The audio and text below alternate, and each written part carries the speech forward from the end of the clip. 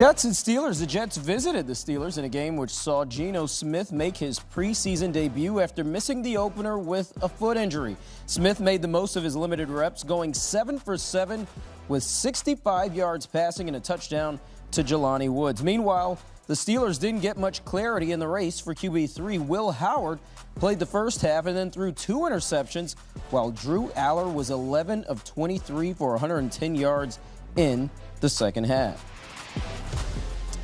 The Panthers gave their starters a series on offense against the Jaguars, who opted to keep their offensive starters on the sidelines. Bryce Young was 5 for 6 with 49 yards passing, and he had 2 passes to last year's Rookie of the Year. The drive was capped by a 1-yard touchdown run by Jonathan Brooks, a second-round pick in 2024. Brooks only played in 3 regular season games his first 2 seasons because of multiple ACL tears. And Bo Nix returned to the field for the first time since breaking his ankle in the divisional round against the Bills last playoffs. Nix was 6 for 9 for 76 yards in 2 drives against the Packers. On his first drive, Nix hit new target Jalen Waddle with a 35-yard gain and threw a 25-yard touchdown pass to R.J. Harvey. Not to be outdone, Jordan Love made his preseason debut for Green Bay, leading a touchdown drive in his only series. Love finished 5 for 7 with 56 yards and a touchdown pass to Marshawn Lloyd. And to discuss Bo Nix's return and so much else, we now bring in CBS Sports NFL analyst Emory Hunt. And Emory, when we last saw Nix behind center for the Broncos, he broke his ankle late in that thrilling overtime playoff victory over the Bills back in January. Now, Friday night, he went 6 for 9 passing, 76 yards passing, and a touchdown in his first game action of the year. What were your impressions of him Friday?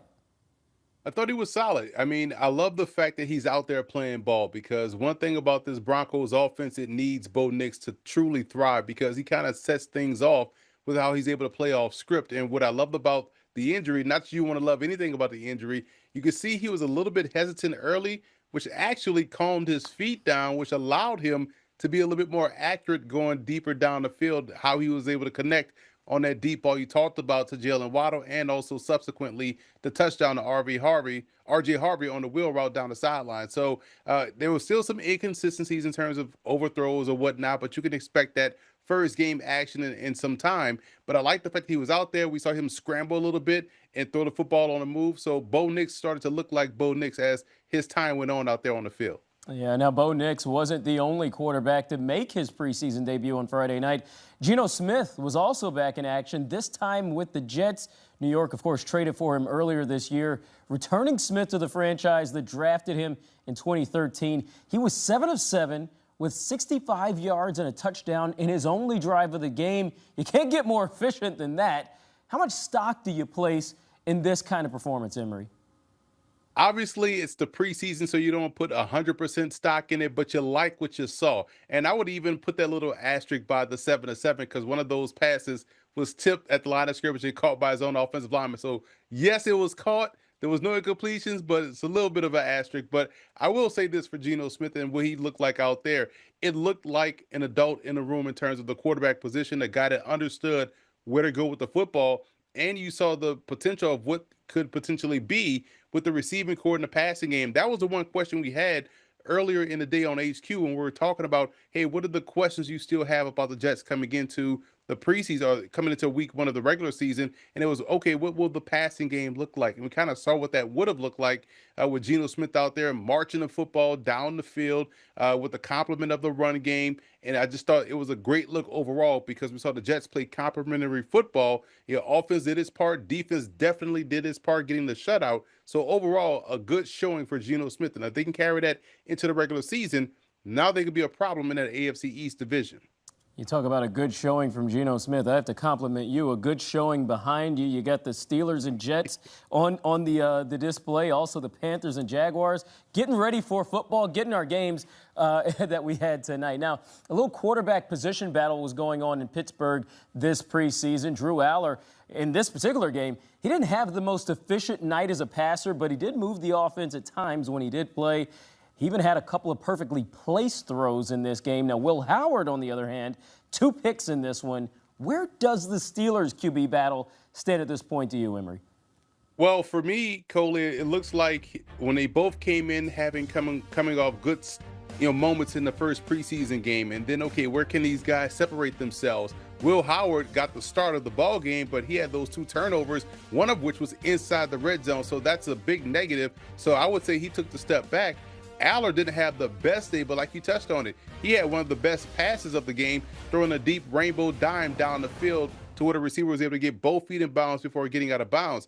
And because he didn't turn the football over, I would give him a slight nod. He won this round versus Will Howard. You still want to see him be a little bit more cognizant of the pressure coming around him. I felt like there were some avoidable sacks that he just didn't feel and got himself into trouble. I also started to see some of those old habits creep up in this tape at Penn State. Saw that out there today in terms of his footwork not being, steady with his base, which led to some inaccurate passes. But again, he did not turn the football over, so the tie or the edge goes to Aller in this matchup here. But you want to see Howard kind of bounce back in game 3 and protect the football a lot better moving forward. Yeah, clean football is important football even this time of year. All right, we've talked quarterbacks. Time for your favorite position to discuss, Emery, running backs. Specifically, let's talk Jonathan Brooks, the Panthers' third-year ball carrier who scored his first NFL touchdown in Friday's game against the Jaguars. This, of course, after a career that's been bit by ACL injuries. What currently is the likelihood that we see Brooks as RB1 in Carolina this season? I think that's the plan. That's why they want to get his feet wet early in the preseason, get him back to getting hit upon contact and kind of finishing his runs and all of those things. But I love what I saw from him in terms of getting running this outside zone scheme, because I think that sets up jobs with his style perfectly, because he's a patient runner, and once he sees the lane, he's able to plant his foot in the ground and accelerate through. And we saw some of that in this ball game against Jacksonville. Credit to the offensive line, because I thought they pushed the Jags around up front. They allowed the run game to really flourish, but Brooks having a solid performance kind of gave you a glimpse of what he could potentially be long-term moving forward. But I thought this was a great showing for him, a great showing for the rest of the backs, a great showing for that offensive line, and that's something that I want to see. They really dominated the point of attack on both sides of the ball, to be honest, Coley, against the Jags. A lot of dominance, and also, as we mentioned, Brooks is returning this season after missing all of 2025, rehabbing from an ACL injury the season before. That was his second ACL tear in as many years. He had one in college as well. We'll see what he's able to do this season. As always, thanks so much, my friend, for all the insight. That's our Emery Hunt. Now, the NFL owns this Saturday with a whopping 10 games on the schedule. At 1 Eastern, the Browns and Bills meet with Shedeur Sanders getting the start at quarterback for Cleveland. He'll have 2 full quarters to prove he deserves to be the starter when the season begins. A little later, A.J. Brown and his new team, the Patriots, host his old team, the Eagles. That's following a week of joint practices. At night, the Cowboys take on the Cardinals.